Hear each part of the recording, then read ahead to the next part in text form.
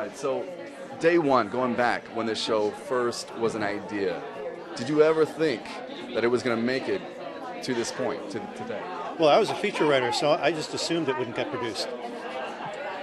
Because the odds are astronomical, and you do the best you can, and you have to thread the needle.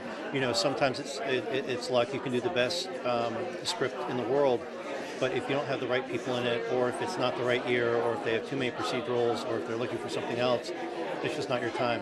So we know that we have to take advantage when the door opens, and we were just very lucky that year that this is what they were looking for. Was there a specific move or decision that you look back on and say that was the key ingredient? Is there something that you can peg that was access to all this success? Well, absolutely. I think the show all starts with the chemistry between Nathan and Stana, and we were really blessed to be able to get Nathan. Nathan was great. He read with 125 different actresses, and we were looking for that ineffable something, that chemistry. And when Stana came in, we found it. Without that, we wouldn't have a show. So that's what, if I could point to one thing, it's that. That's what people tune in to see every week.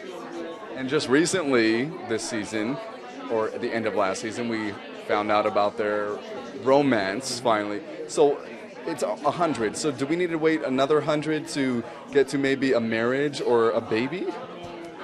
We'll see. I think the next step for this couple is figuring out what are they going to do next. I mean, they're together. We've been together about, they're coming up on a year this spring. What are we doing next? What is this relationship? Is this real?